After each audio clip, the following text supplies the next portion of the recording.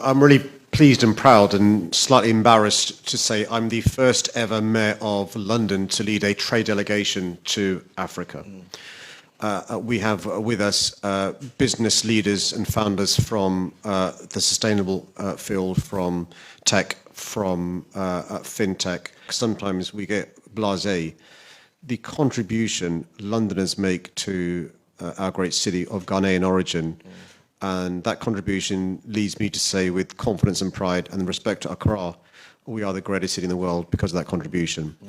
Londoners of Ghanaian origin contribute to our health service, our transport service, in public life.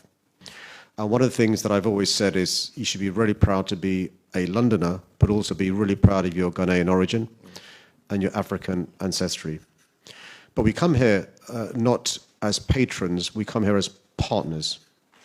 Because I've seen the huge opportunities Accra, Ghana, and other great cities in Africa, Lagos, Cape Town, Johannesburg, can bring to London. We're approaching now almost £2 billion worth of trade between Ghana and the UK. But across the continent, we have trade of almost £50 billion with Africa. We want to get that to £60 billion by 2030, and Ghana is integral to us doing that. We've been greeted over the last 2 days with so much warmth and hospitality and affection from the people of Accra.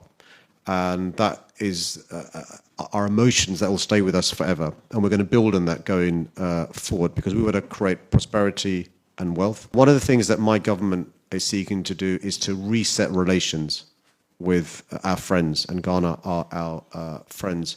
I was really pleased last night to launch with the Acting High Commissioner, Connecting Global Cities, London to Accra.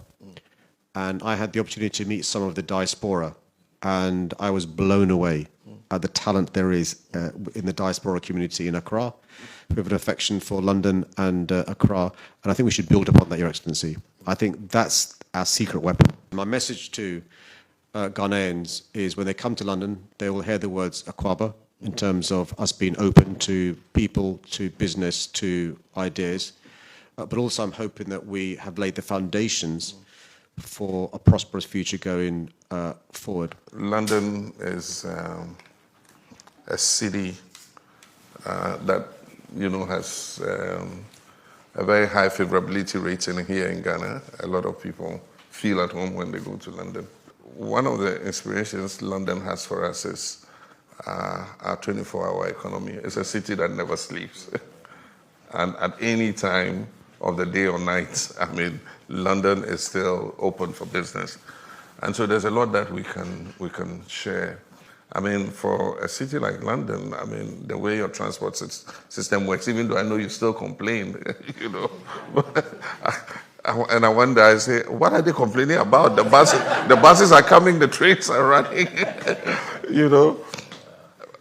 We don't have a system where a bus is supposed to be here at 2 p.m., and the bus is there at 2 p.m. You just stand, and if a bus comes, you just board, So there's a lot that I think we can learn and work together on. But let me congratulate you again for your re-election.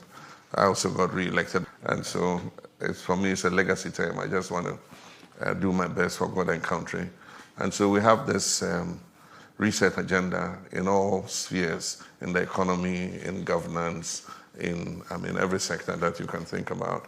We're trying to create a new sense of thinking, a new approach to doing things, and trying to ensure that we serve the people who elected us to lead. And so far, I think that things are looking up. We had quite a turbulent time with the economy. A few years ago, we defaulted on our debts and all that. And so we inherited quite a difficult situation. But gradually reintroducing fiscal and monetary discipline, the economy is turning around quite nicely. The local currency has appreciated in value. Inflation is coming down. And so we hope that with that new environment, it will bring foreign direct investment back into the country. We have quite an active fintech community here, and there are a lot of digital services, new companies coming out, who are involved in the digital space, and we have a focus on agribusiness to try to get the young people and the farmers to have a full value chain in terms of production and all that.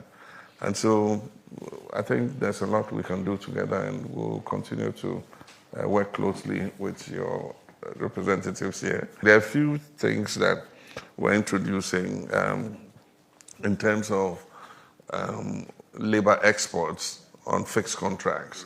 We have a lot of young people who are qualified civil engineers, masons, carpenters, and all kinds of professions, caregivers, and all that. And we're trying to stop irregular migration. And so we're looking to sign agreements with countries that will take young people on fixed contracts to do some work and come back home. And so, so far, we're working with Germany and some of the countries